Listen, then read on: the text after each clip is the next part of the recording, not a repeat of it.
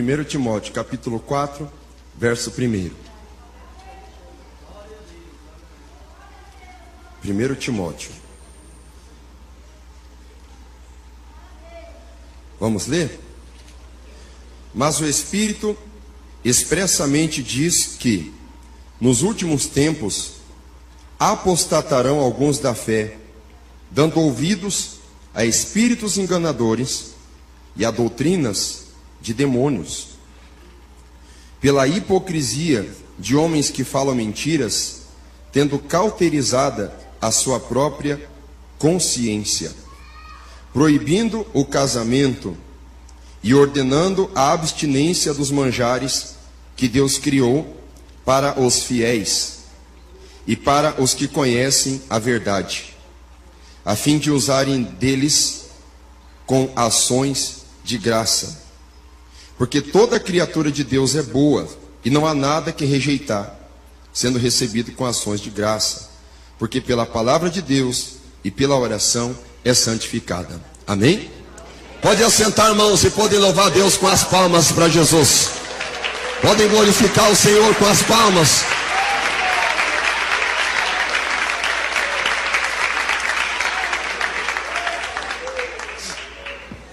Queridos irmãos, algo profetizado na Bíblia está se cumprindo nos dias modernos. Algo profetizado na palavra de Deus através do apóstolo Paulo está acontecendo no mundo hoje. No mundo cristão, algo que foi profetizado, já foi avisado que aconteceria, já foi avisado que seria dessa maneira. Tanto que, quando você, porventura, quiser de certa forma encontrar algum tipo de inimizade, contenda ou dissensão, basta você trazer à tona algum assunto mais austero da Bíblia. E quando eu digo assunto austero, eu digo um assunto que não é tão popular. Primeiro eu preciso dizer o que é popular. Alguma coisa que é popular no seio da igreja moderna é bênção, vitórias, livramentos, prosperidade, restituição. A coisa mais comum que tem é você ouvir glória a Deus e aleluia quando se diz que um crente vai vencer. A coisa mais comum é você escutar louvores, exaltação ao nome do Senhor quando se diz que todo mundo vencerá por Jesus. Agora, quando algum tipo de desvio de conduta, pecado, é abordado, é tratado, aí então o nível de aceitação começa a se diminuir. E alguns assuntos que nós temos aprendido e nós temos crescido vendo que não a sociedade cristã apenas evangélica, mas a sociedade cristã católica também aceitava como certo, agora é questionável. Está acontecendo no mundo hoje uma situação moralmente, sociologicamente chamada inversão de valores. Você sabe o que é inversão de valores? É claro que você sabe. Nós temos uma noção básica do que é valores. Agora imagine esses valores sendo invertidos. Algumas situações sendo polarizadas, sendo trocada a ordem, o sentido, a aceitação do que antigamente era bem aceito, agora não é aceito. E o que antigamente não era aceito é um modelo viável e mais aceito. Na linguagem de um falador por aí, os valores estão invertendo-se da maneira que, para a sociedade mundial hoje, coloca-se o cabrito para cuidar da horta. Você já viu isso? É estranho ou não é? É avesso ou não é? É. E quem é mais prejudicado com tudo isso? Nós poderíamos dizer que é a igreja. É claro que é. Mas estamos tratando de família. E as famílias estão sendo bombardeadas por esta onda maligna de inversão de valores. A família está sendo bombardeada. E a Bíblia já alertou um grande ataque contra a instituição familiar, que começa com o casamento. A Bíblia chega a dizer aqui de proibição do casamento. A Bíblia chega a dizer aqui de proibição dos manjares que Deus permitiu e estabeleceu. Hoje, aqui em 2017, nós podemos imaginar proibição do casamento. Eu não consigo acreditar que isso um dia possa acontecer. Alguém de 1920, escutando alguns costumes praticados hoje, até por pessoas de bem e que estão no alto escalão das repartições públicas, eles não acreditariam que aconteceria em 1920 o que acontece hoje. É incabível nós analisarmos o final do casamento, a destruição do casamento. Queridos irmãos, para nossa atualização, já faz tempo que casamento na agenda global, na agenda mundial, é sinônimo de ameaça. Família na agenda mundial é sinônimo de prejuízo, de problema, de aumento na taxa de natalidade e tantas outras aversões que o sistema mundial apresenta contra a família. Satanás, com seu ataque terrível, está deixando as famílias cada vez mais desestruturadas. Eu poderia tratar isso de maneira apenas sociológica, falando somente de família. Mas um sociólogo faria uma palestra melhor do que a minha. Muito fácil isso. Ou qualquer outro psicanalista poderia discursar muito melhor, tratando-se de família, analisando somente os fatores sociais, ou seja, somente o relacionamento do homem com o homem e a modificação disso tudo no meio. Mas espera aí, nós não somos sociólogos, nós somos crentes. E se nós somos crentes, nós somos espirituais. E se nós somos espirituais, nós temos que entender a origem deste mal. E a origem deste mal não é simplesmente um relacionamento social. A origem desse mal também é espiritual. E o nome dessa origem de mal toda é apostasia. E está acontecendo. Há uma preocupação muito grande no meu coração e no coração de homens sérios e de mulheres sérias com este problema chamado apostasia. Porque a apostasia ela é muito sutil. Ela não trabalha abertamente, porque tudo que se manifesta abertamente, com imposição, com truculência, é resistido pela maioria. Agora, a apostasia, ela trabalha fluindo pelas beiradas, trabalha devagar, pervertendo um espaço aqui, automaticamente ganhando outro espaço ali. Corrompe um espaço aqui, ganha outro espaço ali. Derruba um dogma aqui, ganha um espaço ali. Derruba um ponto doutrinário aqui, ganha outro espaço ali. Derruba-se uma liderança aqui, ocupa-se um espaço de crescimento ali. E assim, a apostasia vai trabalhando para se estabelecer dentro da igreja. E é um fenômeno de últimos dias. A Bíblia vai tratar a apostasia como um problema sério e precisa ser tratado assim. Paulo adverte a Timóteo, alertando desse tempo e desse problema. Alguém pode dizer, apostasia, acho que eu preciso mudar de igreja.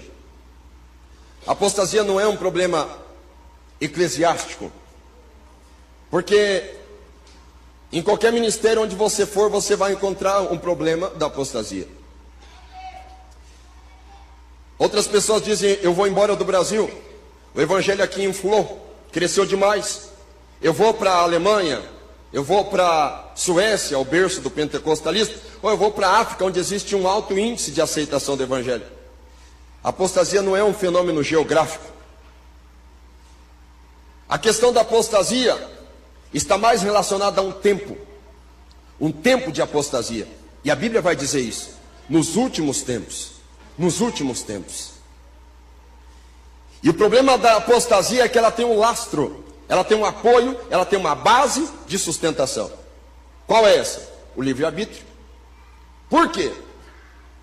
Eu vou te fazer uma pergunta: será que você vai comprar linguiça na farmácia? Não, você não vai comprar linguiça na farmácia. Ou você vai comprar um relógio de parede numa borracharia? Não, você não vai fazer isso. A questão da apostasia é o seguinte: Satanás, ele procura reivindicar a legalidade para si, dizendo: é o que os homens querem, é o que as pessoas querem. Eu não vejo mal nenhum nisso. Isso é o pleno exercício do livre-arbítrio, cada um faz o que quer. Isso não é apostasia, é a vontade humana, da palavra grega telema. Isso é a vontade do homem, o homem quer isso. O homem quer deitar, beber e folgar, isso é natural do homem. E Satanás encontra essa legalidade. E como a apostasia tem crescido tanto, quem sofre são homens e mulheres de Deus. Porque o mundo, ele vai crescendo nesse tipo de sistema, vai se fortalecendo e vai comprimindo as minorias. Você já ouviu falar em bullying?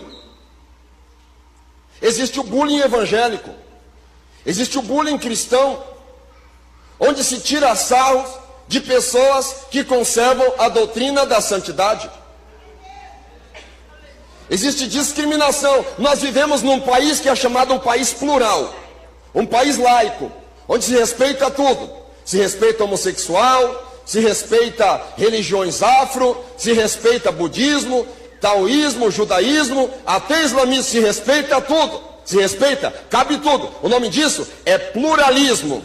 Tem que respeitar todo mundo. É engraçado que tem lugar para todas as confissões religiosas, tem lugar para todas as confissões eclesiásticas, tem lugar para todas as filosofias, todo mundo é respeitado dentro do campo da tolerância. Só que tem um problema sério. Às vezes nós temos encontrado uma barreira dentro da própria casa de Deus para se provar que a inversão de valores está crescendo, que até mesmo dentro da casa de Deus, que é um lugar para ser diferente, não está sendo exercido o ofício da casa de Deus. E até quem quer ser fiel, quem quer guardar a doutrina de Deus, quem quer guardar a palavra da santidade, da verdade, está sendo discriminado e afastado por canto. Amém.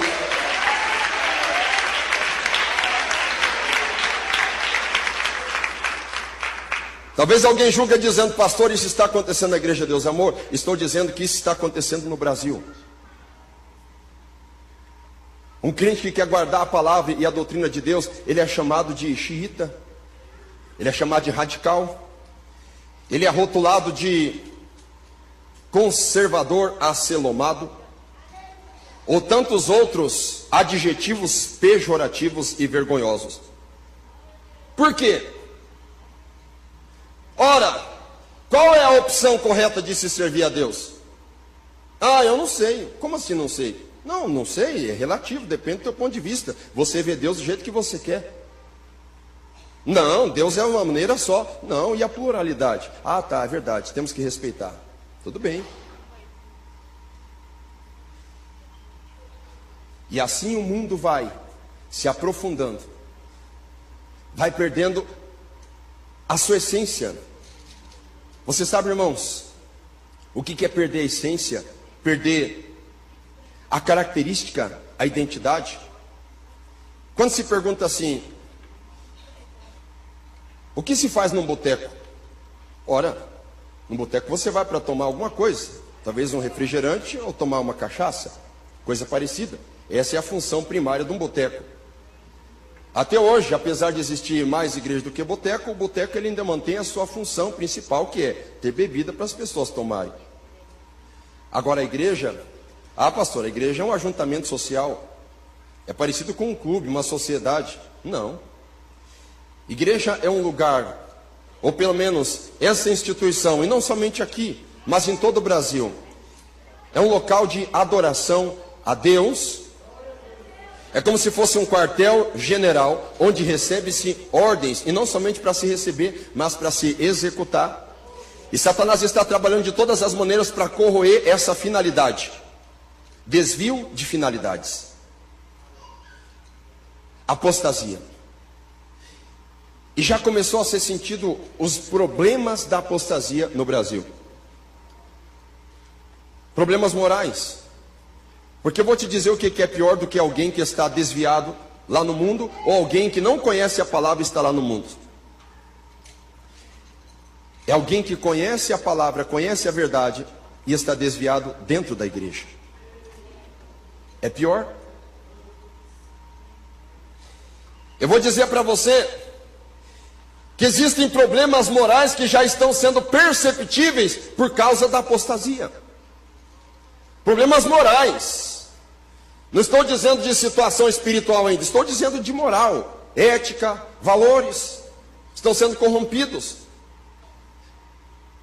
A igreja brasileira está perdendo em termos de compromisso. A igreja evangélica, a igreja pentecostal está perdendo para o catolicismo em muitos aspectos. Estamos perdendo em termos de moralidade para o judaísmo. Estamos perdendo em termos de moralidade, de ética, de respeito, de valores, até para o islamismo. Eles não abrem mão dos seus valores.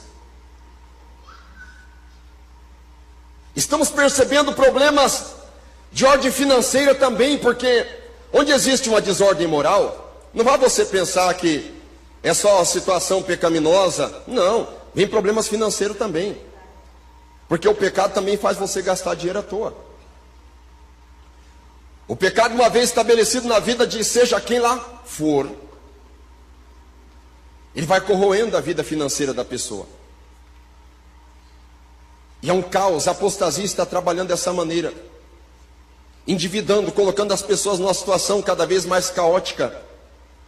E a família vai sendo assim prejudicada largamente por causa desses problemas. E sabe ao que me refiro? Problemas financeiros relacionados não somente ao consumismo, mas relacionado também a um tipo de gasto de tempo com aquilo que não é necessário. Tudo produtos da apostasia. E os problemas espirituais? Crentes com problemas espirituais. Crentes com problemas que nós poderíamos dizer, não é normal isso. Já está acontecendo em nossos dias. Estamos aqui buscando o socorro de Deus. Isso é verdade, estamos.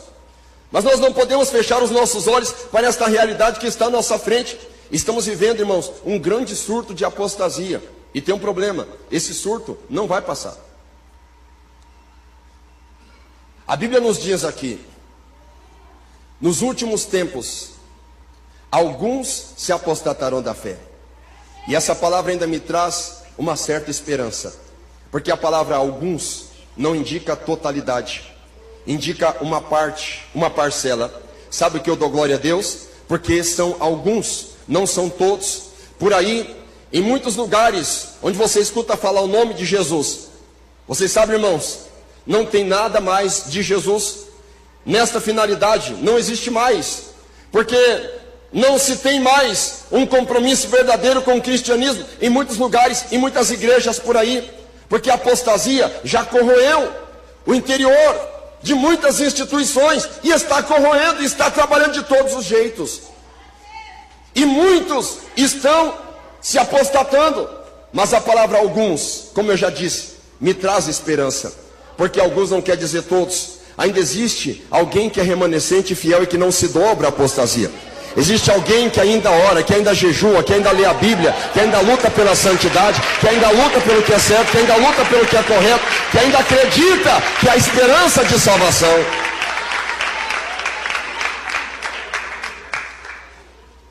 Mas a apostasia está aí. E sabe, irmãos, a Igreja Deus e Amor é muito conhecida. É muito conhecida por muitas pessoas aí por fora. Eu dou glória a Deus porque a nossa igreja ainda é conhecida como uma igreja rígida nos termos de santidade ao Senhor. Mas tem um detalhe. Já tem muitos escândalos e muitos pecados se avizinhando que estão corroendo essa imagem também. E sabe, irmãos, ainda existem alegações dizendo assim: ora, apostasia. Tinha que acontecer apostasia. Eu ainda estou sendo bíblico. Ainda que eu seja apóstata, eu estou sendo bíblico. Ainda que eu cometa algum escândalo, eu estou sendo bíblico. Eu faço parte da estatística do que escandaliza. Eu faço parte da estatística do que é apóstata. Calma lá. Não é bem assim. É igual a morte de Jesus. Jesus morreu, mas existe responsabilização por quem entregou Jesus, por quem traiu Jesus. Vai acontecer escândalo? Vai acontecer, mas ai daquele por quem vier o escândalo. Ah, se apostatou, mas ai daquele que se apostatar. O que é apostasia? É um afastamento. O que é apostasia? É um ato revolucionário. Você sabe o que é revolução? Nós vamos entender revolução basicamente. O que aconteceu em 1850? A tal da Revolução Industrial. Modificou totalmente a forma de fabricação, supervalorizou o capital, enfim, isso é um tipo de revolução. Mas agora, culturalmente, socialmente, é o que importa para nós agora. Revolução é o quê? É uma inversão de valores, uma troca de valores, uma troca de situações. E Satanás, ele quer trabalhar de todas as maneiras para se infiltrar no seio da igreja, promovendo revoluções. Espíritos revolucionários. O que é o espírito revolucionário? Espírito das mudanças, das transformações, cada vez mais constantes, cada vez mais efetivas, cada vez maiores, cada vez mais expansivas, evolução e também revolução, revolução, para quê? Vamos ver o que vai dar a revolução. Queridos irmãos, a apostasia também está muito relacionada à revolução, e eu entendo e sei que quem está aqui, neste corpo, aqui nesta igreja, entende os problemas sérios que as revoluções têm causado em muitos países. Revoluções têm causado sérios problemas na sociedade. Existe uma necessidade de revolução, pastor? Olha, pode até existir, mas a revolução que eu defendo é a nós retornarmos ao princípio da igreja primitiva, da santidade, da oração, do jejum, da santificação, de buscar a Deus.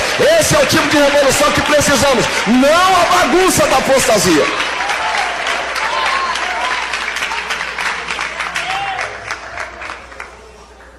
Esse tipo de revolução eu apoio. A igreja primitiva é um modelo, é um referencial.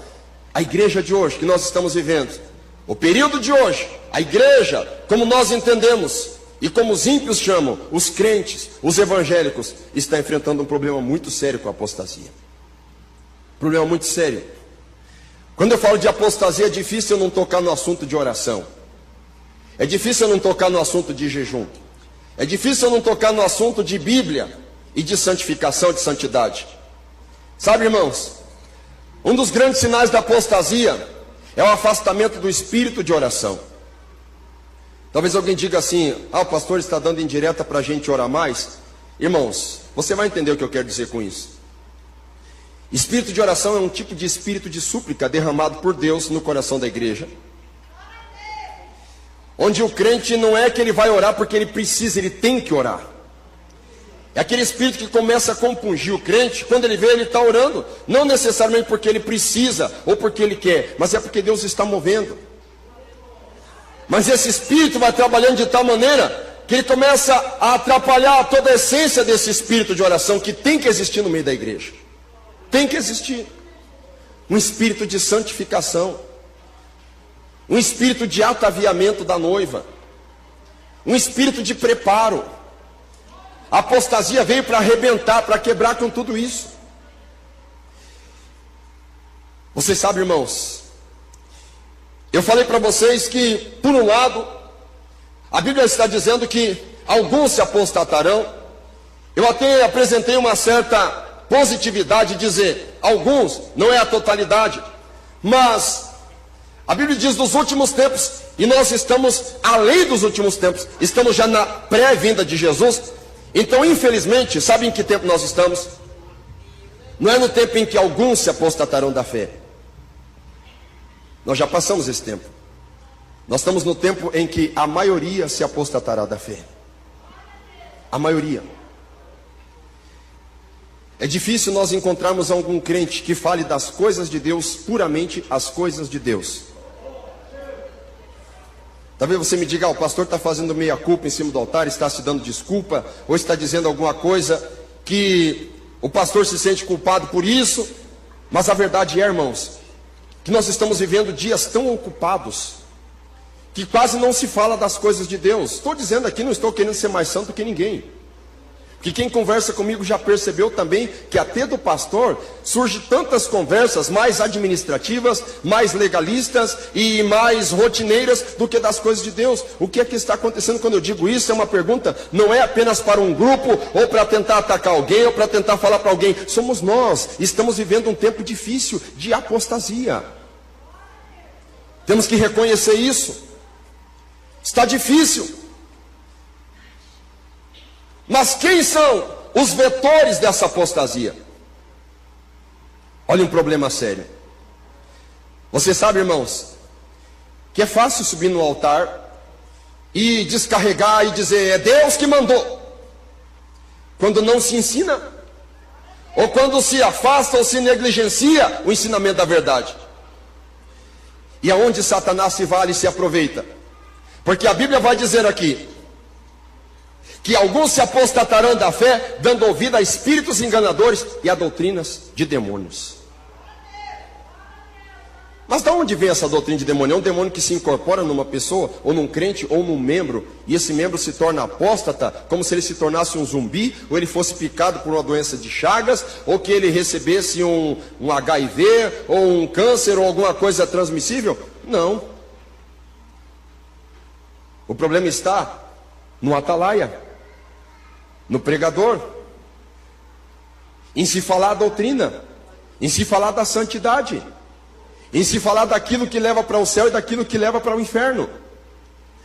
E eu quero compartilhar com vocês algo que aconteceu comigo ontem. Eu estava na hora da Santa Ceia, com os joelhos dobrados, o diácono Paulo estava aqui, fazendo a oração, e dizendo aos irmãos, você tem na sua mão, agora, uma gotícula do sangue de Jesus. Quando ele falou isso, eu de joelhos, eu falei, meu Deus, me ensina a guiar a tua igreja, e me ensina a minha responsabilidade. Eu terminei de pensar e falar com a minha boca diante de Deus. O diácono Paulo falou assim, você sabe a sua responsabilidade. Ele falou aqui de cima do altar, ele falou assim, você tem na sua mão agora uma gotícula do sangue de Jesus. Você tem a sua responsabilidade, você sabe a sua responsabilidade. Algumas pessoas dizem assim, a igreja A, B, C, D, E, F, G, até o Z não tem doutrina. Todas as igrejas têm doutrina. Todas as igrejas têm doutrina. Só que a questão fundamental aqui é que nem todas as doutrinas são de Deus. Existem doutrinas de Deus, mas existem também doutrinas de demônios. Existem doutrinas de demônios. Alguém diz, pastor, o que é isso? Isso pode existir? Está na Bíblia, irmãos. Existem doutrinas de demônios. E alguém diz, pastor, como que eu vou identificar uma doutrina de demônios? Todo tipo de doutrina que não te desafia a mudar, que não te desafia a se santificar, que não denuncia o teu pecado, seja o oculto ou seja o exposto, é doutrina de demônios.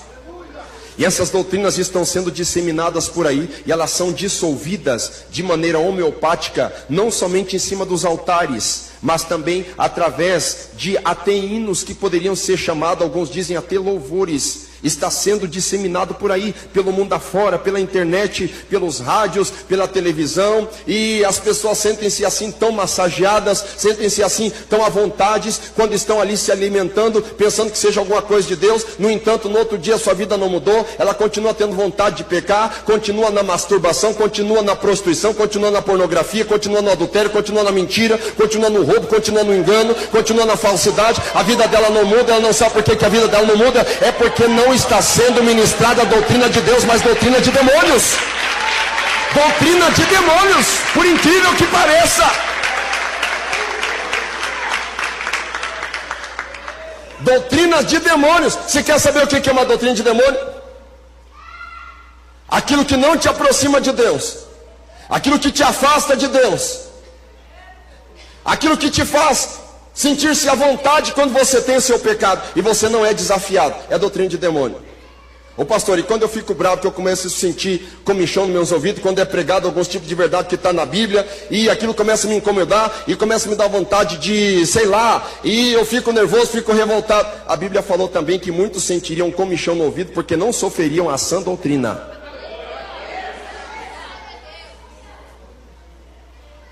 E vou dizer uma coisa séria. A apostasia, ela não tem por costume permanecer estática. A apostasia, ela é evolutiva, ela evolui. E sabe a que nível a apostasia chega? Chega a um nível da pessoa ficar com a sua mente cauterizada. É o que a Bíblia vai dizer aqui, no capítulo 4 ainda, e no versículo 2. Porque a apostasia, ela é disseminada por líderes e por pregadores hipócritas. Eles conhecem a Bíblia de capa a capa, mas eles não vão pregar o que verdadeiramente toca no pecador, porque isso não dá receita em dízimo e em oferta. Isso não dá ibope, isso não dá visualização no YouTube, isso não dá promoção nem projeção pessoal. Então vai se fazer o quê? Eu tenho que falar isso, mas se eu pregar muito, bem da maneira que a Bíblia ensina, eu vou ter que dar um jeitinho de consertar minha mulher. Eu vou ter que dar um jeitinho de consertar também as coisas lá pela minha casa. Eu vou ter que dar um jeitinho de mudar. Eu vou ter que dar um jeitinho de melhorar, porque se eu falar, daqui a pouco eu vou ser acusado, vai se voltar contra mim. Então eu tenho que dar uma aliviada. E aí que acontece dos falsos profetas ganhar terreno e ganhar seguidores, que vão lá, como os zumbis gospel, dar dinheiro para eles se enriquecerem pelas suas concupiscências satisfeitas e saciadas por pessoas que querem aproveitar desse tipo de mercado. Se agarrar a esse tipo de mercado, o mercado da fé, da hipocrisia, da mentira deles, que eles vão destilando tudo isso. Por que eles fazem isso? Porque a sua mente está cauterizada. O que é uma mente cauterizada? Você sabe o que é uma anestesia? A anestesia tem por finalidade adormecer alguém. Então a mentalidade dele está cauterizada. Ele conhece de teologia, ele tem seu anel de teologia, ele é doutor, ele não é só bacharel, ele é doutor em divindade ou qualquer coisa parecida. Mas se ele for pregar a verdade da maneira que a verdade tem que ser pregada, ele fica com medo que vai espantar o povo, ele fica com medo que as pessoas vão achá-lo impopular, ele fica com medo que não, porque não é assim, que Deus que me perdoe, não é dessa maneira, porque já pensou, será que Deus não vai ter que levar todo mundo para o céu? Calma, calma, calma, cuidado igreja, cuidado com a apostasia. Se doutrina afastasse crente, você não estaria aqui nessa noite na igreja pentecostal Deus Amor, porque aqui é permitido pregar doutrina, é permitido pregar a verdade e a santidade.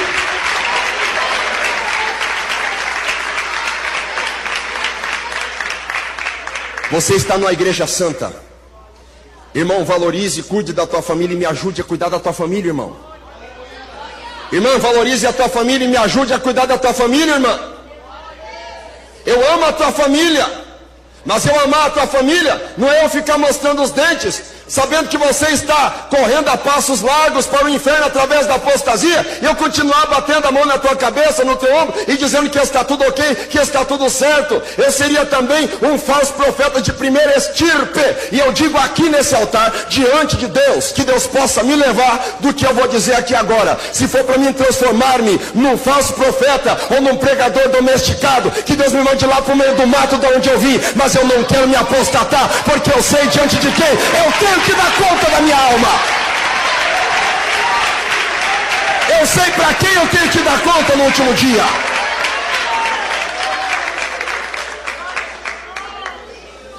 Mente cauterizada. Isso é apostasia. Problema sério. Problema sério. Então veja as consequências. Nós vamos dizer de primeira mão, nós não somos cristãos, nós temos que amar o próximo. Como é que nós vamos amar o próximo se estamos em apostasia?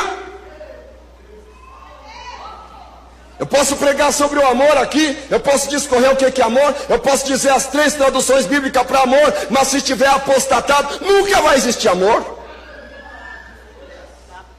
Será uma hipocrisia. E não existe amor irresponsável. Não existe. Amor irresponsável é aquele tipo de amor que deixa você fazer tudo que você quer. Isso não é amor, isso é permissividade. Isso não é liberdade, isso é libertinagem. Diante de Deus, nós temos que entender que nós temos limites. E se nós deixarmos nos levar Por tudo isso que o diabo quer que nós levemos. Nós vamos nos apostatar, ou seja, nós vamos nos afastar. E existe uma outra tradução para a palavra apostasia, epistemes do grego, que quer dizer rebelar-se contra. Rebelar-se contra, isso também é apostasia. Rebelar-se contra. E é um sinal dos últimos tempos. E a apostasia está aí. A apostasia aconteceu no jardim do Éden, seduzindo Adão. Aconteceu no deserto, seduzindo a Balaão. Aconteceu por tanto tempo lutando para seduzir a Pedro, conseguiu seduzir a Judas Iscariotes. No tempo de Paulo, a apostasia seduzia muitos homens sérios. O diabo trabalhou com a apostasia até para seduzir o apóstolo Pedro.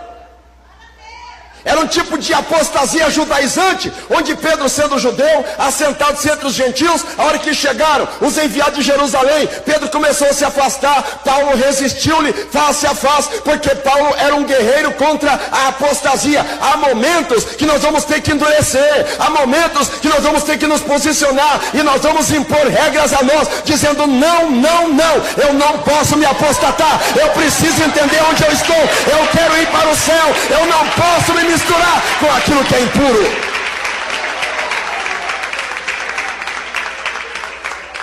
Desperta a igreja de Deus, desperta a igreja de Curitiba. Eis aí a apostasia batendo na tua porta, eis aí a apostasia querendo entrar, eis aí Satanás querendo colocar em dúvida os dons de línguas estranhas, o dom de revelação, os dons de cura divina, os dons da inspiração, da pregação da palavra de Deus, a eficiência e a cura durante o louvor. Eis aí Satanás trabalhando para ridicularizar a nossa fé. Mas não ceda, não ceda, não ceda, não se apostate, permaneça firme no que você aprendeu, não volte atrás.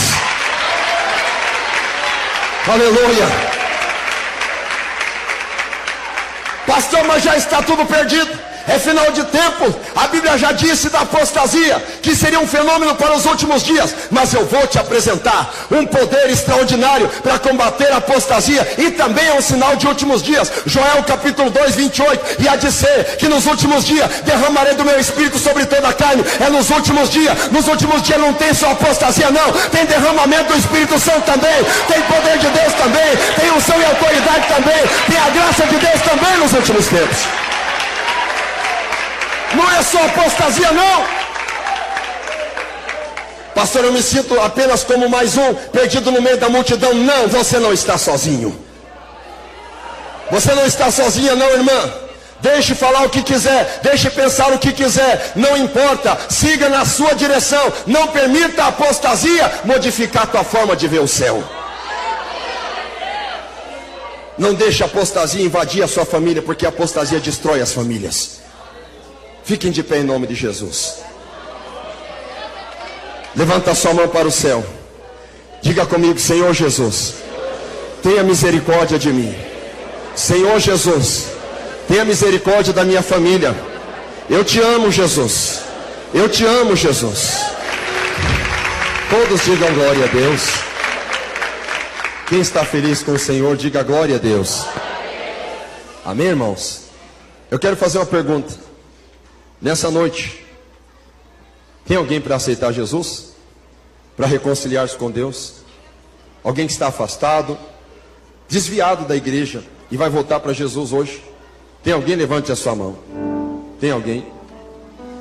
Tem alguém que hoje Deus teve misericórdia de você, te trazendo aqui, e agora você vai tomar uma decisão com Deus, que Deus mesmo colocou esta possibilidade nas suas mãos. Tem alguém para reconciliar-se com Deus? Levante a sua mão. Tem alguém para aceitar a Jesus? Tem alguém? Tem alguém para aceitar Jesus? Levante a sua mão, vem aqui à frente, que eu quero orar por você. Nós vamos todos aqui orar por você. Tem alguém? Se levanta e vem em nome de Jesus. Deus está te dando esta oportunidade. Venha para Jesus. Venha fazer um propósito com Deus. Venha ver a mudança que Deus tem para realizar em você. Venha. Os últimos dias estão aí. Nós não temos mais tempo a perder. É hora de nós nos aproximarmos mais e mais de Jesus. Vem para Jesus. Tem alguém?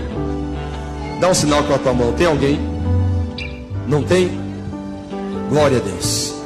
Que Deus te prepare uma outra oportunidade. Amém? Deus abençoe.